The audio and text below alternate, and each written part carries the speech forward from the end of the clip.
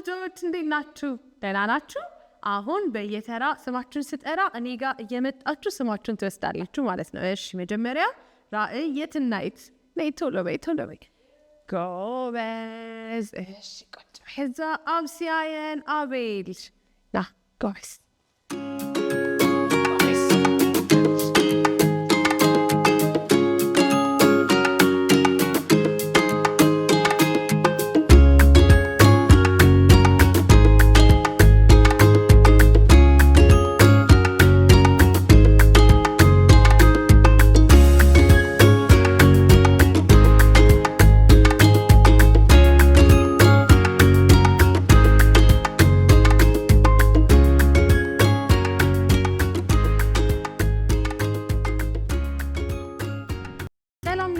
እንዴት ናችሁ? ይህ የይወደኛል ፕሮግራማችን ነው። ቻይልድ ኢቫንጀሊዝም ፌሎሺፕ ከኢቫንጀሊካል ቲቪ ጋር በመተባበር የሚያቀርበው ሳምንታዊ የልጆች ፕሮግራም ነው ማለት ነው። ይህንን ፕሮግራም እንድናዘጋጅ እግዚአብሔር ስለፈቀደ በጣም ደስ ብሎናል። ደግሞ እንኳን ደህና መጣችሁ ማለት ፈልጋለሁ። ዛሬ የመጣችሁ ልጆች እንኳን ደህና መጣችሁ። ስለመጣችሁ በጣም ደስ ብሎኛል። እሺ ዛሬም ደግሞ በጣም ደስ የሚሉ የተለያዩ ፕሮግራሞችን ይዘን መተናል ማለት ነው። ነገር ግን በፕሮግራማችን እግዚአብሔር እንዲረዳን መጀመሪያ ምን እናደርጋለን? እንጸልያለን ማለት ነው። ስለዚህ ሳምንቱን በሙሉ የጠበቀንን እግዚአብሔርን እናመሰግነዋለን። ዛሬ ደግሞ ጥሩ ፕሮግራም እግዚአብሔር እንዲሰጠን አብረን እንጸልያለን ማለት ነው። እስቲ ልጆች የጸሎት እጅ እናዘጋጅ፣ እጃችንን እናዘጋጅ። ለመጸለይ ሁላችንም እጃችንን እናዘጋጅ። ከኔ ጋር አለቱ ኢየሱስ ነው። ማለቱ ላይ ቤቴን ሰራለው፣ በሮቼንም ዘጋለው፣ መስኮቶቼንም ቆልፋለው፣ እጸልያለሁ። ጎበዝ ልጆች አንገቶቻችን ዝቅ አድርጋችሁ አይናችሁን ጨፍኑና እኔ ስጸልይ እናንተ አሜን ትላላችሁ። ውድ እግዚአብሔር ሆይ እናመሰግንሃለን። ሳምንቱን በሙሉ በሰላም ስለጠበቅከን እንወድሃለን። ደግሞ ጌታ ሆይ ዛሬም ደግሞ መልካም ጊዜ እንድትሰጠን እንድታስተምረን በኢየሱስ ስም እንለምንሃለን። በጌታ በኢየሱስ ስም አሜን። በጣም ጎበዝ ልጆች። እሺ አሁን ደግሞ አንድ ላይ አንድ መዝሙር አብረን እንዘምራለን። በእርግጠኝነት ታውቁታላችሁ ብዬ አስባለሁኝ። እግዚአብሔር መልካም ነው የሚለውን መዝሙር ታውቁታላችሁ? እሺ ስለዚህ እሱን መዝሙር አንድ ላይ እንዘምራለን ማለት ነው። ለመዘመር የምታውቁት ልጆች አብረን ለመዘመር 1 2 3 እግዚአብሔር መልካም ነው፣ እግዚአብሔር መልካም ነው፣ እግዚአብሔር መልካም ነው፣ መልካም ነው ለኔ። ጌታ ይወደኛል፣ ጌታ ይወደኛል፣ ጌታ ይወደኛል፣ ይወደኛል። አዎ እሺ ልጆች አሁን ሁላችንም የምንዘምረው እሺ። እስቲ ለመዘመር ዝግጁ የሆነ ከኔ ጋር አዎ። ስለዚህ ሁላችንም አብረን እንዘምራለን። 1 2 3 እግዚአብሔር መልካም ነው፣ እግዚአብሔር መልካም ነው፣ እግዚአብሔር መልካም ነው፣ መልካም ነው ለኔ። ጌታ ይወደኛል፣ ጌታ ይወደኛል፣ ጌታ ይወደኛል፣ ይወደኛል። አዎ በጣም ጎበዝ ልጆች። ስለዘመራችሁ በጣም አመሰግናለሁ። በቲቪም የምትከታተሉ ልጆች አብራችሁ እንደዘመራችሁ ተስፋ አደርጋለሁ።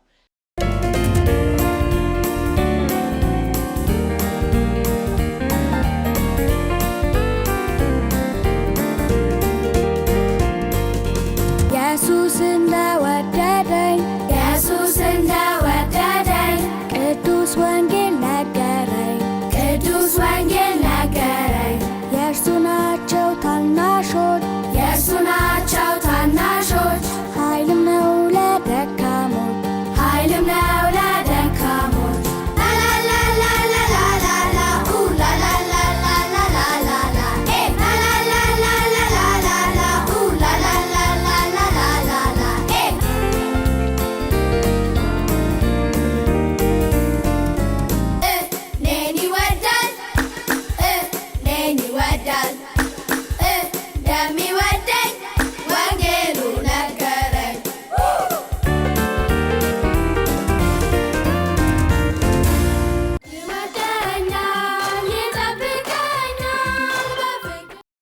እሺ እስቲ አንድ ጥያቄ ልጠይቃችሁ አንዳንድ ነገር ቤት ውስጥ የምናደርጋቸው ነገሮች እግዚአብሔር የሚፈልገው ነው ወይስ እግዚአብሔር የማይፈልገው ነገር ነው ቤት ውስጥ ማድረግ ያለብን እስቲ የሚመልስልኝ ጎበዝ ልጅ ቤት ውስጥ ማድረግ ያለብን እግዚአብሔር የሚፈልገው ነው ወይስ እግዚአብሔር የማይፈልገው እኛ ብቻ የምንፈልገው ነገር ነው እሺ አቤኔዘር እግዚአብሔር የሚፈልገውን በጣም ጎበዝ አዎ እግዚአብሔር የሚፈልገውን ነው እንጂ ማድረግ ያለብን እኛ የምንፈልገውን አይደለም አይደል ስለዚህ እስቲ እናንተ እዚች ጋር አሁን ብዙ ነገር አዘጋጅቻለሁ እዚህ ውስጥ ማለት ነው ከዛ እዚህ ውስጥ ካሉ አንድ ነገር ትመርጣላችሁ የመረጣችሁት ወይ ራሳችሁ የምታስቡት ነገር ትክክል ያልሆነ ሊሆን ይችላል ወይም ደግሞ እግዚአብሔር የሚያስበው ግን ትክክል የሆነውን ነገር ልትመርጡ ትችላላችሁ ግን የመረጣችሁት ምንድነው የሚለውን እኔ ነግራችኋለሁ ከዛ ስነግራችሁ እግዚአብሔር የሚወደው ነው ወይስ እግዚአብሔር የማይወደው አንዳንዴ ግን እኔ የምወደው ነው የሚለውን ትመልሱልኛላችሁ ማለት ነው እስቲ ማን ነው እዚህ ጋር የሚመርጥ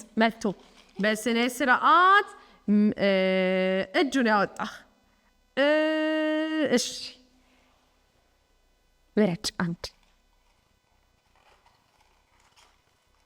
ከዛ ለኔ እሺ ምን ይላል መሰላችሁ ያንን ምግብ መብላት አልፈልግም ያስጠላኛል ማለት እግዚአብሔር ይወደዋል ወይስ አይወደው ራእይ እግዚአብሔር ይወደዋል እንደዛ ማለት ወይስ አይወደውም አይደል አዎ አንዳንድ ቤተሰቦቻችን ሲሰጡን ምግብ እንቢ አልፈልግም እሱ ምግብ ያስጠላኛል አልበላም ማለት እግዚአብሔር አይወደውም እሺ እስቲ ሌላ መጥቶ የሚያወጣ እሺ ፍቅር እሺ ፍቅር ደግሞ በኋላ ትወጫለሽ እሺ ኮቴን ማውጣት እጠላለሁ ወይም ጃኬቴን ማውለቅ አልወድም እጠላለሁ ማለት እግዚአብሔር ይወደዋል ወይስ አይወደውም ይወደዋል አይወደውም አይወደውም እሺ ፍቅር ደግሞ ወደዚህ መታ ታወጣልናለች የመጨረሻ አንድ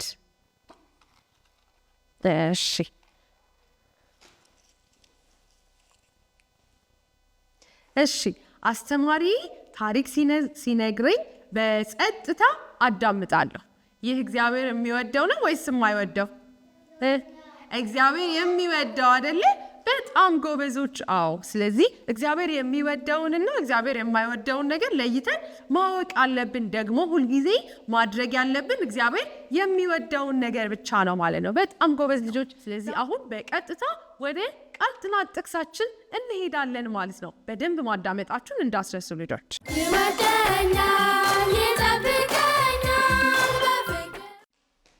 እሺ አንድ ጥያቄ ልጠይቃችሁ ወደዚህ ቤት ለመግባት ምን አይነት መግቢያዎችን መጠቀም እንችላለን ቤት በኩል መግባት እንችላለን እዚህ ቤት ለመግባት ቤት በኩል ነው መግባት የምንችለው ቤት እሺ ከበረበር በጣም ጥሩ ሌላስ ቤት እንጀምር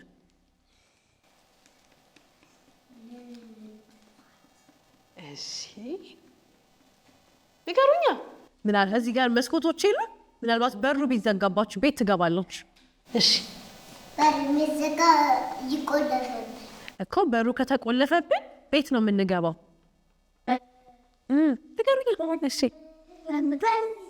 በመስኮት በዛ በኩል ባሉ መስኮቶች አይደለ በጣም ጎበዝ ቁጭ በይኔ ቆንጆ ስለዚህ እዚህ ቤት ውስጥ በበር በመስኮቶች መግባት እንችላለን አይደለ ጌታ ኢየሱስ ክርስቶስ በምድር ላይ ያለ ወደ እግዚአብሔር መንግስት ለመግባት ወደ መንግስተ ሰማያት ለመግባት ብቸኛው መንገድ አንድ ብቻ ነው ብሎ ነግሮናል ያን ዛሬ ከመጽሐፍ ቅዱሳችን እናያለን ይሄ ምንድነው አንድ ሰው ብቻ ነው የሚያውቀው ይሄ ምንድነው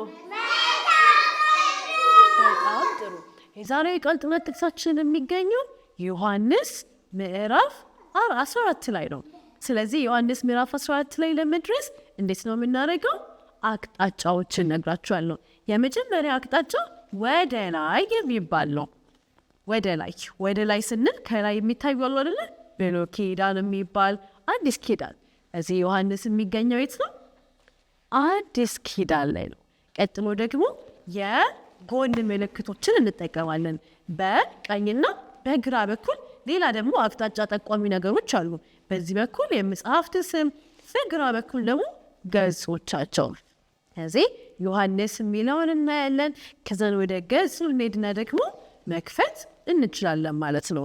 ዮሐንስ ምዕራፍ 14 ከቁጥር 6 ላይ የዛሬውን የቃል ጥናት ጥቅሳችንን እናገኛለን። እንደዚህ ይላል፣ ኢየሱስም እኔ መንገድና እውነት ሕይወትም ነኝ። እሺ እኔ ሳነብ ከኔ ኋላ ትላላችሁ። እሺ ዮሐንስ ምዕራፍ 14 ከቁጥር 6 ኢየሱስም እኔ መንገድና እውነት ሕይወትም ነኝ። ዮሐንስ ምዕራፍ 14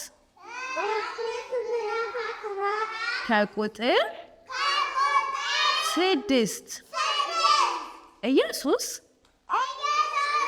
በቃ እውነተኛው የእግዚአብሔር ልጅ ነው።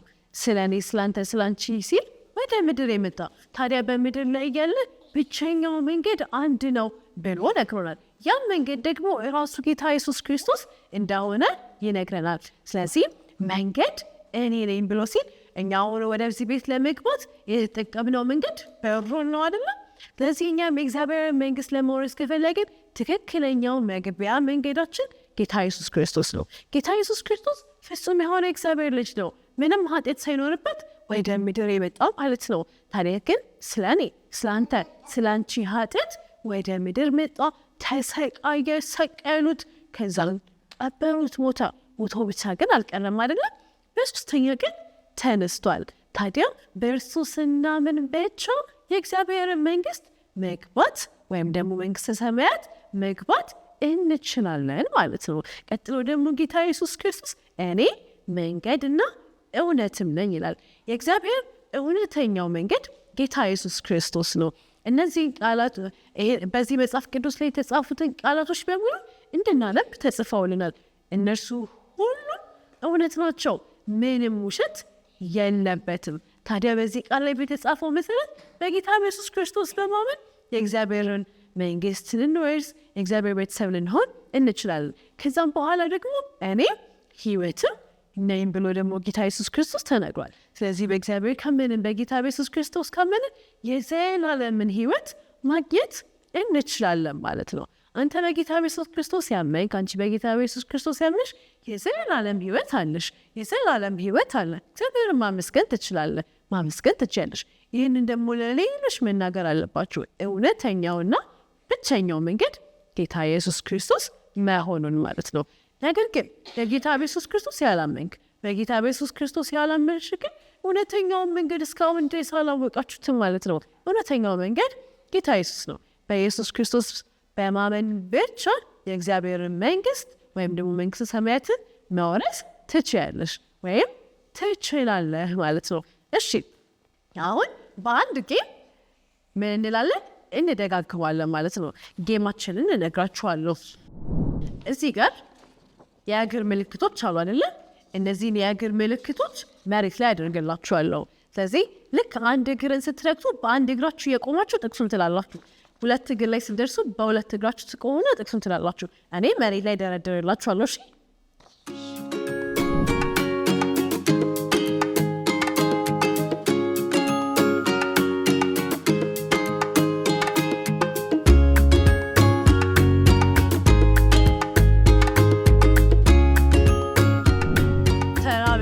የመጣችሁ እኛ የቃል ጥናት ጥቅስም ስንልላችሁ እናንተ የተጫወታችሁ ትሄዳላችሁ።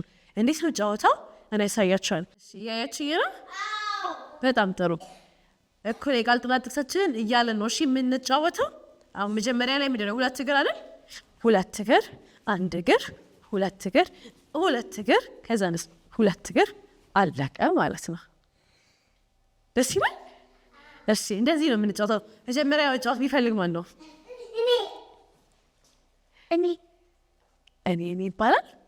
ጎበዝ ዲዲያ ነው። እስኪ እሺ እኛ የቃል ጥናት ጥቅሱ እንላታለን። ቆይ ስንጀምር ነው እሺ የምትጫወችው። እሺ እኔ ስል ከኔ ኋላ ትላላችሁ። እሺ ልንጀምር ነው። አንድ ከኔ ኋላ ትላላችሁ እናንተ ጥቅሱን። እሺ እነሱ ድምጻቸውን ካልሰማሽ ታቆሚያለሽ። እናንተ ማለት አለባችሁ። እሺ 1 2 3 ዮሐንስ ምዕራፍ 14 ከቁጥር 6 ኢየሱስም እኔ መንገድ እውነት ሕይወትም ነኝ። በጣም ጥሩ። እሺ ቴንኪው። ቁጭ በይ አንቺ ቁጭ በይ። ማን ነው የሚቀጥለው?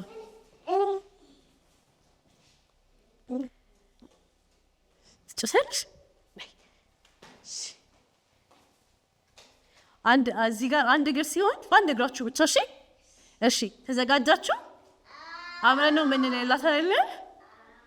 እሺ 1 2 3 ዮሐንስ ምዕራፍ 14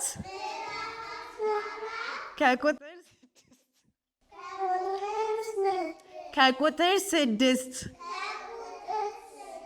ኢየሱስም እኔ መንገድና እውነት ሕይወትም ነኝ። ዝልል በይ ነይ። እዚህ ጋር ዝልል። ከዚህ ጋር እንደዚህ ማለት ነው። እንደዚህ ጎበዝ። እሺ አሁን ማን ነው ቀጥሎ ደግሞ የሚጫወት? እኔ ለሚል እኮ እኔ እድል አልሰጥም እንዴ። ለቆመ ደግሞ አልሰጥማ። ለምን ቆምክ? ቀጥለ ደግሞ ትጫወታለሽ። እሺ ተዘጋጃችሁ ከኔ ጋር ለማለት? ልንጀምር ነው። 1 2 3 ዮሐንስ ምዕራፍ 14 ከቁጥር 6 እንዴ ካላላችሁ ቆይ አትንቀሳቀስሽ። እነሱ አልተናገሩ። ዮሐንስ ምዕራፍ 14 ከቁጥር 6 ኢየሱስም እኔ መንገድ እውነት ሕይወትም ነኝ። በጣም ጥሩ።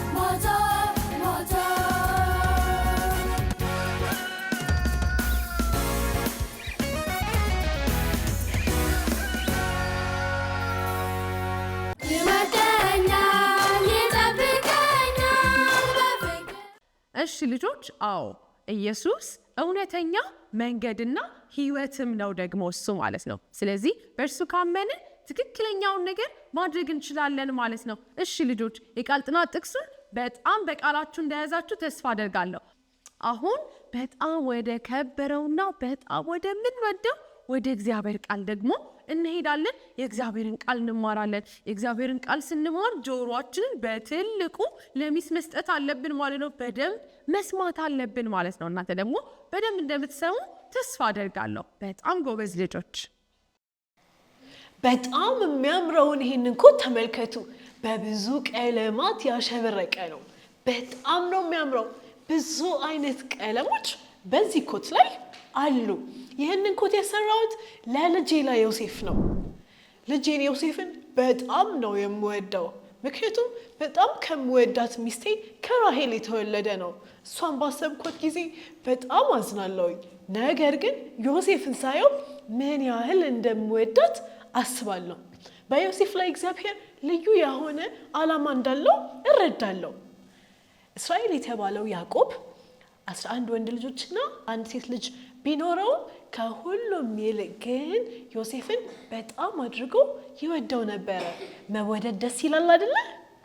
እግዚአብሔር ታዲያ እኔን፣ አንተን፣ አንቺንም ደግሞ በጣም ይወደናል። መጽሐፍ ቅዱሳችን ዮሐንስ ምዕራፍ 3 ከቁጥር 16 ላይ እንደዚህ ይላል፣ በእርሱ የሚያምን ሁሉ የዘላለም ሕይወት እንዲኖረው እንጂ እንዳይጠፋ እግዚአብሔር አንድያ ልጁን እስኪሰጥ ድረስ ዓለምን እንዲሁ ወዷልና። እግዚአብሔር ሁሉንም ሰው ይወዳል። እኔን፣ አንተን፣ አንቺን። እግዚአብሔር አብ፣ እግዚአብሔር ወልድ፣ እግዚአብሔር መንፈስ ቅዱስ በአንድነት እግዚአብሔር የሚባል መጠሪያ አላቸው። ታዲያ እግዚአብሔር በዓለማት ውስጥ ያሉትን ነገሮች በሙሉ የፈጠረ አምላክ ነው። ብዙ ነገሮችን ፈጥሯል። እግዚአብሔር ሉዓላዊ ነው። ምን ማለት መሰላችሁ? ምንም ነገር የማድረግ ሙሉ መብት አለው። የፈለገውን የማድረግ መብት አለው። ታዲያ ይህ እግዚአብሔር ምንም ኃጢአት የሌለበት ንጹሕና ቅዱስ ነው። እግዚአብሔር እኔን፣ አንተን፣ አንቺን ይወደናል። እንዲሁም ደግሞ ዮሴፍን እግዚአብሔር ይወደዋል።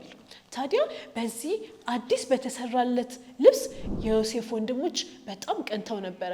እሱም ብቻ አልነበረም። የዮሴፍ ወንድሞች አንዳንድ ክፉ ነገር ሲያደርጉ ዮሴፍ ለአባታቸው ይናገርባቸው ነበረ። ምክንያቱም ታላላቆቹ ስለነበሩ እነሱ መቆጣት ዮሴፍ አይችልም ነበረ። ለአባታቸው ሄዶ በመናገሩ ግን በጣም ይናነዱበት ነበረ። ዮሴፍ አንድ ቀን ህልምን አየ። ያየው ህልም ደግሞ ከእግዚአብሔር እንደነበረ ያውቅ ነበረ። የህልሙ ፍቺ ታዲያ አባቱ እንዲሁም ደግሞ ወንድሞቹ ሲሰግዱለት ነበር ያየው። ይህንን ለአባቱ ሲነግረው እግዚአብሔር በህልም እንደሚናገር አባቱ ያውቅ ነበረ። እሱም ብቻ አይደለም፣ እግዚአብሔር የሚናገረው ነገር የሚፈጸም ነበረ። በእርግጥ ሙሉ ነገሩ ትርጉሙ የህልሙ ቀጥታ ትርጉም ለአባቱ ባይገባውም አንዳች ልዩ እቅድ ግን በዮሴፍ ላይ እግዚአብሔር እንዳለው አባቱ ተረድቶ ነበረ። እግዚአብሔር በእያንዳንዳችን ላይ ልዩ የሆነ እቅድ አለው። እግዚአብሔር በዮሴፍ ላይ ልዩ እቅድ ነበረው። ነገር ግን ወንድሞቹ በዚህ በጣም ይቀኑበት ነበረ። ዮሴፍና ቤተሰቦቹ አርብቶ አደር ናቸው። ምን ማለት ነው? በቀላሉ እረኞች ነበሩ።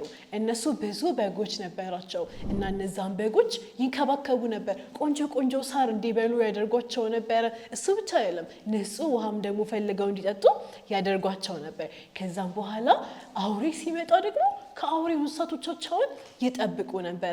እኛ እንደ በግና እንደ እረኛ መጫወት እንችላለን? እስቲ እረኛ መሆን የሚፈልግ እረኛ ትሆናለህ? እሺ፣ እሱ እረኛ ይሆናል፣ የአብሲያዬን እረኛ ይሆናል፣ ሌሎቻችን ደግሞ በግ እንሆናለን። ታዲያ በግ ስንሆን እንዴት ነው የምንሆነው? ሁላችንም እንንበረከካለን። እስቲ ተንበርከኳ። አብሲያዬን ብቻ ነው የሚቆመው። ቶሎ በልቁም፣ ሌሎቻችሁ ተንበርከኩ። ጎበዝ፣ ልክ እንደሷ። ከዛ በእጃችሁ አንተ ደግሞ በጎችን ጠብቃ ሂድ። ከኋላ ጠብቃቸው በጎችን። ወደዚህ ጠጋበሉ በላቸው። ጠጋበሉ። በቃ እናንተ ደግሞ ጎበዞች አሁን ቁጭ በሉ። ልክ እንደዚሁ የዮሴፍ ወንድሞች ዮሴፍ በጎችን ይጠብቁ ነበር ማለት ነው። ታዲያ አንድ ቀን የዮሴፍ አባት ዮሴፍን ወደ ወንድሞቹ ላከው። ሂድና በጎቹን እንዴት የተንከባከቡ እንደሆነ አይተህ ትነግረኛለህ፣ ወንድሞችህንም ደግሞ እያቸው ብሎ ላከው። ዮሴፍ እንደተላከው ወደ ወንድሞቹ ሄደ። ዮሴፍ ወዴት ነው የሄደው? ወደ ወንድሞቹ ዮሴፍ ሄደ ማለት ነው። ከዛም በኋላ ዮሴፍን ከሩቅ ሲያዩ ህልሙ ትዝ አላቸው። እሱም ብቻ አይደለም አንዳንዴ ክፉን ነገር ሲያደርጉ ለአባታቸው የሚናገርባቸው ነገር ትዝ አላቸው እዩት በቃ እንግደለው ተባባሉ ዮሴፍ ላይ አንዳች ክፉን ነገር ለማድረግ አሰቡ በሰዎች ላይ ክፉን ነገር ማድረግ ኃጢያት ነው መጽሐፍ ቅዱሳችን ያዕቆብ ምዕራፍ 4 ከቁጥር 17 ላይ እንደዚህ የሚል ቃል አለ እንግዲህ በጎ ለማድረግ አውቆ ለማይሰራ ኃጢያት ነው ይላል በጎ ለማድረግ አውቆ ለማይሰራ ኃጢያት ነው ምን ማለት መሰላችሁ እኛ ማድረግ ያለብንን እያወቅን ግን ያንን ነገር ካላደረግን ኃጢያት ነው ምናልባት እህቶቻችን ወንድሞቻችን ማስጠናት ሲኖርባችሁ እምቢ ካላችሁ ያ ኃጢያት ነው እናንተም ማጥኑ ተብላችሁ ማትተዘዙ ከሆነ ኃጢያት ነው እህትና ወንድሞቻችሁ ምታስለቅሱም ከሆነ ምትመቱም ከሆነ ያም ኃጢያት ነው ይሄንን ደግሞ እኛ የምናደርገው ገና ስንወለድ ጀምሮ ኃጢያትን ከማድረግ ፍላጎት ጋር አብረን ስለምንወለድ ነው ይህ ደግሞ እኛን ከእግዚአብሔር ለይቶናል ማለት ነው የዮሴፍ ወንድሞች ዮሴፍ ላይ አንዳች ክፉን ነገር ለማድረግ አሰቡ ወስደውም ጉድጓድ ውስጥ ጣሉት ሊገሉትም አሰቡ የዮሴፍ ወንድም ሮቤልና ይሁዳ ለሱ የሚገባውን እንክብካቤ አላደረጉለትም ነበር ይህ ነገር እኔን አንድ ነገር ያስታውሰኛል የሚገባውን እንክብካቤ ያልተደረገለት ሌላ ሰው ጌታ ኢየሱስ ይባላል ጌታ ኢየሱስ ክርስቶስ ወደ ምድር በሰው መልክ መጥቷል እሱ ፍጹም አምላክ ነበር ምንም ኃጢአት አልሰራም ነገር ግን ስለኔ ስላንተ ስላንቺ ኃጢአት በመስቀል ላይ ተሰቀለ ገደሉት ግን ሞቶ ብቻ አልቀረም መጽሐፍ ቅዱሳችን ሮሜ ምዕራፍ 5 ከቁጥር 8 ላይ እንደዚህ የሚል ቃል አለ ነገር ግን ገና ኃጢአተኞች ሳለን ክርስቶስ ስለኛ ሞቷልና እግዚአብሔር ለኛ ያለውን የራሱን ፍቅር ያስረዳል ይላል ታዲያ ጌታ ኢየሱስ ክርስቶስ በጣም ስለሚወደን ስለኛ ኃጢአት ወደ ምድር መጥቷል ሞቶ ብቻ ግን አልቀረም ከሞት ተነስቷል አሁን በመንግስተ ሰማያት አለ ታዲያ ለጌታ ኢየሱስ ክርስቶስ ሰዎች ትክክለኛውን እንክብካቤ አላደረጉም እንዲሁም ለዮሴፍ ትክክለኛውን እንክብካቤ ወንድሞቹ አላደረጉለትም ነበር ወዲያውኑ ግን ይሁዳ እንዳይሞት ወሰነ እንዲህም ደግሞ ብሎ አለ ወንድማችንን ለምን እንገለዋለን እኛ ወንድሞቹ ነን በእኛ እጅ ላይ መሞት የለበትም ታዲያ ይልቁኑ ለነዛ ሰዎች እንሽጠው አለና ለመንገደኞች እንዲሸጡት ሐሳብ አመጣ በዚህም ሐሳብ ተስማሙና በዛ ላሉ መንገደኞች ሊሸጡት ወሰኑ ዮሴፍ ተሸጠ ማለት ነው ከዛን ያንን የሚያምረውን ኮቱን ወሰዱበት በደምም ደግሞ ደባለቁትና ደም አስነክተው ለአባቱ ወስደው ሰጡት አባቱ በጣም አዘነ እስከ መጨረሻው ላያገኘው ከርሱ የተለየው መሰለው ማናቸውም ግን እውነቱን አልነገሩትም ታዲያ ያዕቆብ የተባለው እስራኤል የዮሴፍ አባት እንዲያጽናናው ዘንድ እግዚአብሔር ሊረዳው ይገባ ነበር በዚህ ሁሉ ውስጥ ግን ዮሴፍ በምን አይነት ሁኔታ ውስጥ ነበር በጣም ምናልባት ፈርቶ ሊሆን ይችላል ተጨንቆም ሊሆን ይችላል ነገር ግን በሁሉም ነገር እርሱ እግዚአብሔር በእርሱ ህይወት ላይ ባለው እቅድ ይታመን ነበር እናንተም ከባድ ሁኔታ ሲያጋጥማችሁ እግዚአብሔር በእናንተ ላይ ባለው እቅድ መታመን መቻል አለባችሁ ምናልባት በጣም የምትወዱት ሰው ከእናንተ እየሄደ ሊሆን ይችላል ምን ማድረግ አለባችሁ ጌታ ሆይ እባክህን የምወደው ሰው እየሄደ ነው እና እንድችል ይሄንን ነገር እንድቀበል እርዳኝ ብላችሁ መጸለይ አለባችሁ ማለት ነው ዮሴፍ በአስቸጋሪው ሁኔታ ውስጥም ቢሆን በእግዚአብሔር ላይ የታመነ የተደገፈ ይመስለኛል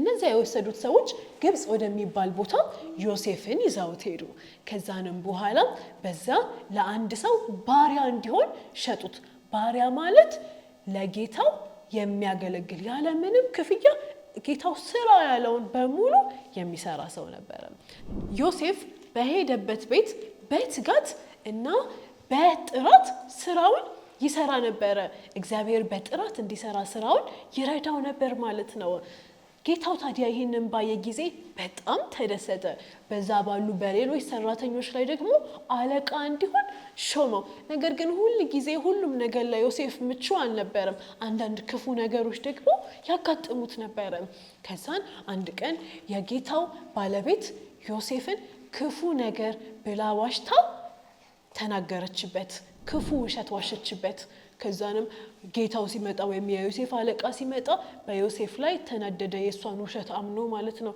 ወደ እስር ቤትም ወረወረው። ዮሴፍ እስር ቤት ገባ።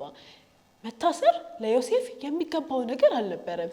ነገር ግን ምንም ነገር አልተናገረም። አንዳች ክፉ ቃልም ደግሞ አላወጣም፣ ክፉ ነገርም አላደረገም። አሁንም በሚያልፍበት ነገር በእግዚአብሔር እቅድ ይታመን ነበረ ማለት ነው። ዮሴፍ በእስር ቤት ውስጥ እያለ መልካምን ነገር ማድረጉን ቀጠለ።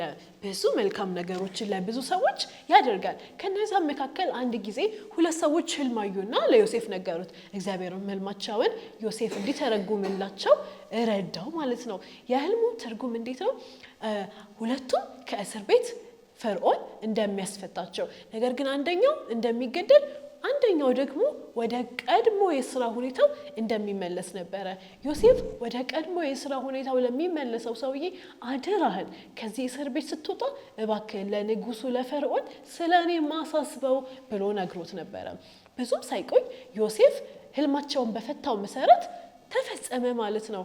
ሁለቱም ተፈቱ። አንደኛው ሞተ፣ አንደኛው ደግሞ ወደ ቀድሞ ስራው ተመለሰ። ነገር ግን ዮሴፍ የለመነውንና የጠየቀውን ነገር ፈጽሞ እርስት አደረገው። እነዛን ነገሮች አስታውሶ አላደረገም ማለት ነው። ብዙ ጊዜ ተቆጠረ። ዮሴፍ አሁንም እስር ቤት ነበረ። እግዚአብሔር እንዴት አድርጎ ትክክለኛውን እቅድ በእርሱ እንደሚፈጽም ያየና ይጠብቅ ነበረ።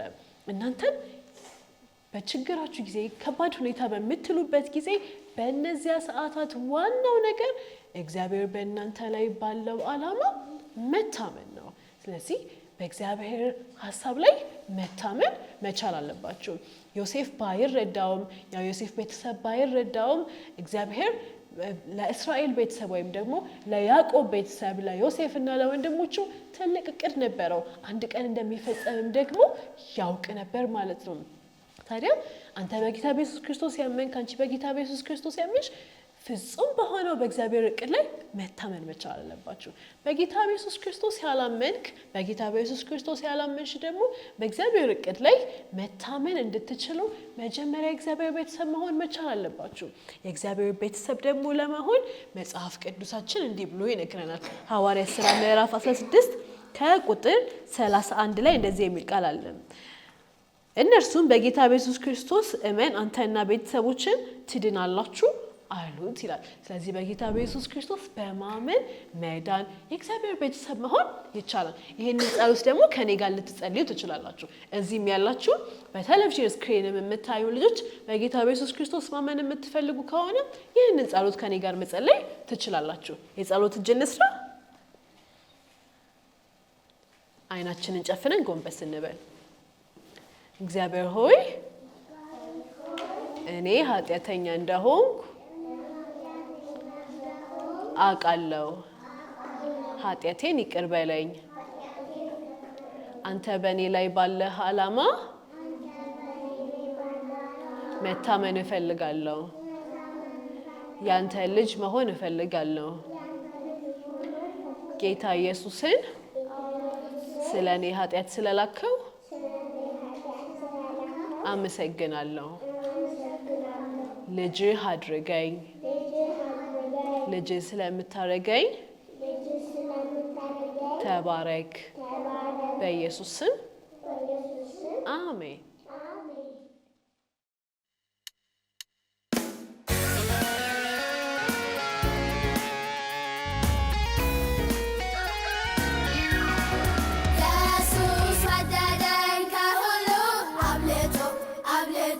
Yeah.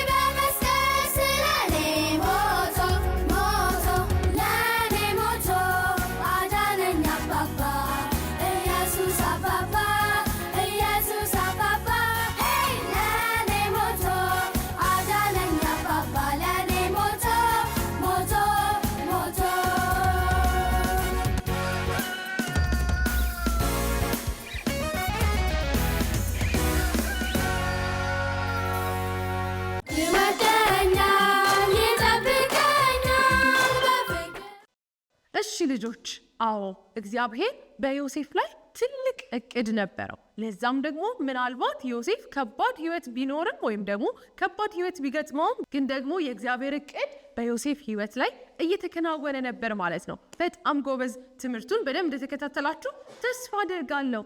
እሺ ልጆች በጣም ጥሩ። እስቲ አሁን ደግሞ ሁላችንም እንቆማለን። በፍጥነት እንቆማለን። በጣም ጎበዝ ልጆች። እሺ ልጆች በጣም ጥሩ። አሁን የምናደርገው ከአልጋችን ስንነሳ እንዴት ነው የምንነሳው? ከአልጋችን ስንነሳ እንዴት ነው የምንነሳው? በጣም እንዴት ነው የምንነሳው? እንደዚህ ያልን። በጣም ጎበዝ ልጆች። እሺ ወደ ትምህርት ቤት ስንሄድ እንዴት ነው የምንሄደው? አንዳንዶቻችን ምናልባት በሩጫ ጎበዝ ልጆች በጣም ጥሩ። እሺ በጣም ጥሩ ጎበዝ ልጆች። እሺ አሁን ደግሞ ቁጭ እንላለን ማለት ነው።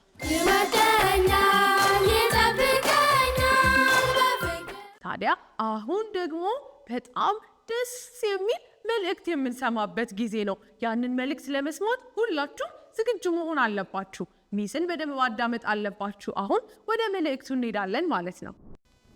ቴዎድሮስ ማንም እንደማይወደውና ተቀባይነት እንደሌለው ሁል ጊዜ ያስባል። እናም አንድ ቀን አድጎ ሁሉም ሰዎች የሚያደንቁትና የሚወዱት ልጅ እንዴት መሆን እንደሚችል ሁል ጊዜ የሚያስበውና የሚጠብቀው ነገር ነው። ልጆች በሀገራችንም እንደዚሁ አንዳንድ ሰዎች ልጆች አስፈላጊ እንዳልሆኑ ያስባሉ። እሱ ብቻ ሳይሆን ልጆችን የሚንቁ ሰዎችም አሉ። እኛ ሀገር ብቻ ሳይሆን በተለያዩ ሀገሮች አንዳንድ ሰዎች ልጆችን አስፈላጊ እንዳልሆኑ ያስባሉ። ነገር ግን ዛሬ አንድ ጥያቄ አለኝ። ጌታ ኢየሱስ ስለ ልጆች አስፈላጊነት ምን ይላል? በእርግጥ ጌታ ኢየሱስ ልጆች አስፈላጊዎች እንደሆኑ ያውቃል። ጌታ ኢየሱስ በምድር ላይ በነበረበት ጊዜ ስለ ልጆች አስፈላጊነት በጣም ብዙ ቦታ ተናግሯል። ከዛም መካከል በማቴዎስ ምዕራፍ 18 ቁጥር 14 ላይ እንዲህ የሚል ቃል አለ። እንደዚሁ ከነዚህ ከታናናሾቹ አንዱ እንዲጠፋ በሰማያት ያለው አባታችሁ ፍቃድ አይደለም ብሏል። ይህ ብቻ አይደለም ልጆች ለደቀ መዛሙርቱም ልጆችን እንዳይንቋቸውና እንዲያከብሯቸው በጣም ብዙ ጊዜ አስተምሯቸዋል። ስለዚህ አንቺ ለጌታ ኢየሱስ እጅግ በጣም አስፈላጊ ናችሁ ማለት ነው። ስለዚህ በመጀመሪያ ጌታ ኢየሱስ ስለ አንቺ ሞቷል። ይህንንም በዚህ ቃል ልናስታውሰው እንችላለን። ዲ የሚለው ቃል ዴዝ የሚለውን ቃል የሚያስታውሰን ሲሆን ለአንተ ኃጢአትና ለአንቺ ኃጢአት ጌታ ኢየሱስ ቅጣትሽን ወስዷል። ስለዚህ በኃጢአትሽ ልትቀጪ በኃጢአት ልትቀጣ አይገባህም ማለት ነው። ታዲያ ለምንድን ነው ጌታ ኢየሱስ ስለ አንተ ኃጢአት የሞተው? ምክንያቱም ደግሞ እርሱ ስለሚወድክ ነው። ይህ ኤል የሚለው ቃል ላቭ የሚለውን ቃል የሚያስታውሰን ሲሆን አንተን እንደሚወድህ አንቺን እንደሚወድህ ሴቶችና ወንዶች ህፃናት ልጆችን ጌታ ኢየሱስ እንደሚወድ በዚህ ቃል ልናስታውስ እንችላለን።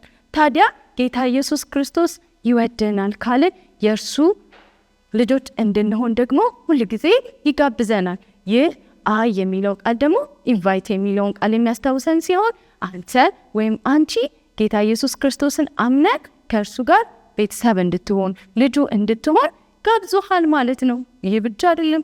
ታዲያ እንዴት ነው ከጌታ ኢየሱስ ጋር ልጅ የምሆነው ብለን ታስብ ከሆነ ወደ እርሱ የሚለውን ደግሞ ኤች የሚለውን ቃል የሚያስታውሰን ሲሆን ወደ እርሱ ብትጸልይ አይኖችን ጨፍነ ጌታ ኢየሱስ ወይ ልጅህ አድርገኝ ኃጢአቴን ይቅር በለኝ ብትል ሁል ጊዜ ልጁ ያደርግሃል። ይህንንም የሚያስታውሰን አንድ ቃል ከመጽሐፍ ቅዱስ ላይ ላንብብላችሁ። በሮሜ ምዕራፍ 10 ቁጥር 13 ላይ የጌታን ስም የሚጠራ ሁሉ ይድናል ይላል። ይህ ማለት ጌታ ኢየሱስ ክርስቶስን ልጅህ አድርገኝ ብለህ ብንለው ልጁ ያደርገናል ማለት ነው። ልጆች ከኃጢአታችን ይቅር ማለት ልጁ ማድረግ ብቻ ሳይሆን አዲስ ፍጥረት እንድንሆን ደግሞ እርሱ እንደገና ይፈጥረናል ማለት ነው። ይህ ደግሞ ሲ የሚለው ቃል ክሬት የሚለውን የሚያስታውሰን ሲሆን አዲስ ፍጥረት የሱ አዲስ ልጆች እንድንሆን ያደርገናል ማለት ነው። አዎ እሱ ኃጢአትን ይቅር ማለትና ልጁ ከማድረግም ባለፈ ይለውጥሃል፣ አዲስ ጅማሬን ደግሞ ይሰጥሃል። ለዚህም ደግሞ ሲ የሚለውን ቃል ወይም ክሬት የሚለውን ቃል ልታስታውስ ትችላለህ። ዲ ኤል አይ ኤች ኤንድ ሲ እነዚህ ቃላት በአንድ ላይ ቻይልድ የሚል ቃል የሚሰጠን ሲሆን እነዚህን ቃላት ስናስታውስ ሁል ጊዜ ልጆች ለጌታ ኢየሱስ ክርስቶስ አስፈላጊ መሆናቸውን ልናስብ እንችላለን።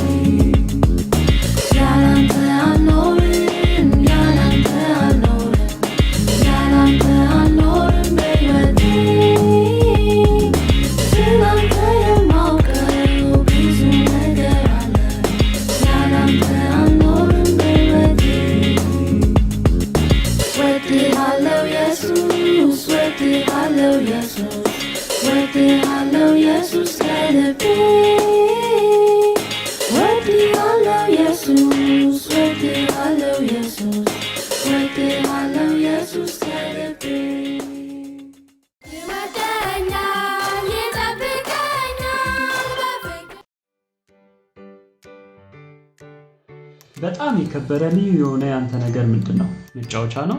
ምናልባት አንድ ሰው የሰጠው ወይም ራስህ የሰራኸው አስፈላጊ ነገር ሊሆን ይችላል። ምናልባት ውድ ንብረቶችን በደንብ ትንከባከብ ይሆናል። በተቻለ መጠን እንዳይጠፋብህ በአስተማማኝ ወይም በቅርብ ቦታ ታስቀምጠው ይሆናል። ድንገት አደጋ ቢደርስበትና ቢቆሽሽ ምን ታደርጋለህ? ትተዋለህ? በጭራሽ። ለአንተ ውድ ስለሆነ የምታጸዳበትን መንገድ ትፈልጋለህ። በእግዚአብሔር ዘንድ ዋጋ እንዳለህ ታውቃለህ? ዋጋ ያለው ማለት ብዙ ገንዘብ የሚያወጣ በጣም የተደነቀ የተለየ ዓላማ ወይም ትውስታ ያለው ማለት ሊሆን ይችላል። መጽሐፍ ቅዱስ በዘፍጥረት ምዕራፍ 1 ላይ እግዚአብሔር ዓለምን የፈጠረው በ6 ቀናት ውስጥ እንደሆነ ይነግረናል። ዛፎችና ኮከቦችን፣ እንስሳትንም በዓለም ውስጥ ያለውን ሁሉ ፈጠረ እና የፈጠረውን ሁሉ ተመለከተ። እያንዳንዱ ፍጥረቱ ጥሩ እንደሆነ ተናገረ። ከዚያም እግዚአብሔር ሰዎችን ፈጠረ። የፈጠራቸውን ተመለከታቸው። እናም ከፈጠራቸው ነገሮች ሁሉ ሰዎች በጣም ጥሩ መሆናቸውን ተናገረ። ምክንያቱም ወንዶችና ሴቶች ልጆች ሌሎች ፍጥረታት ባልተፈጠሩበት መንገድ ሰዎች በእግዚአብሔር አምሳል ነው የተፈጠሩት። በዓለም ላይ ካሉት ነገሮች ሁሉ ሰዎች በእግዚአብሔር ዘንድ እጅግ የከበሩ ናቸው። ከማንኛውም ዛፍ፣ እንስሳ ወይም ተራራ የበለጠ ዋጋ አላቸው። ምክንያቱም እግዚአብሔር ሰዎችን እንደ ራሱ አድርጎ ስለፈጠረ ነው። መጽሐፍ ቅዱስ እግዚአብሔር በእናትህ ማኅፀን ውስጥ እንዳስቀመጠህና በሚያስደንቅ ሁኔታ እንደፈጠረህ ይናገራል። ዋጋ ያለህ ባደረግከው ነገር አይደለም። እግዚአብሔር አንተን በፈጠረበት መንገድ ውድ ነህ። ነገር ግን በሕይወትህ ዋጋ እንዳለ የማይሰማህ ጊዜዎች ሊኖሩ ይችላሉ።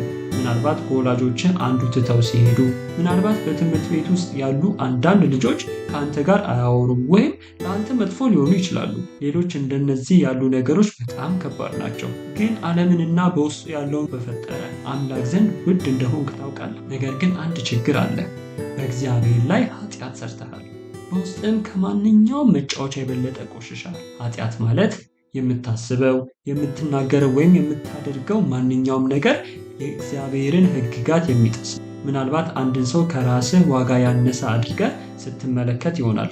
ምናልባት ሆን ብለህ የአንድን ሰው ስሜት ጎድተህ ይሆናል። ይህ ኃጢአት ነው። ኃጢአት ደግሞ ከእግዚአብሔር ይለያል። ነገር ግን ለእግዚአብሔር ውድ ስለሆንክ ንጹሕ እንድትሆን እግዚአብሔር መንገድ አዘጋጅቶልሃል። እግዚአብሔር ለእርሱ ውድ እንደሆንክ ለማሳየት ብዙ ድንቅ ነገሮችን አድርጓል።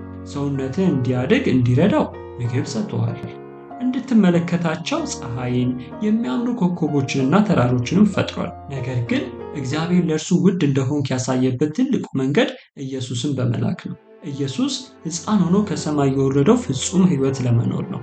አንድ ጊዜ ኃጢአት ሳይሰራ ሕይወቱን ኖረ። ከዚያም በኋላ አንተ ከእግዚአብሔር እንዳትለይ ከኃጢአት ሊያነጻ በመስቀል ላይ ሞተ።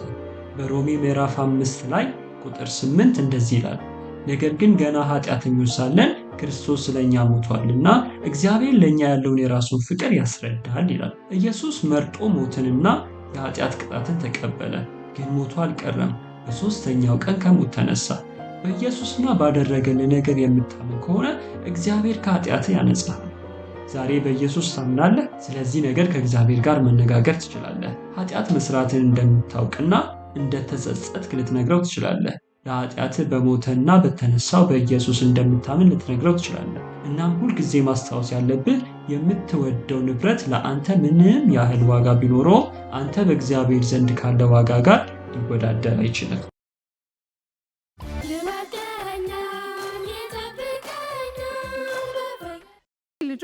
አዎ ጌታ ኢየሱስ ክርስቶስ አንተን፣ አንቺን፣ ሁላችንንም በምድር ላይ ያሉ ሰዎችን በሙሉ ይወዳል ማለት ነው። ዛሬ በጣም ጥሩ ትምህርት እንደተማራችሁ ተስፋ አደርጋለሁ።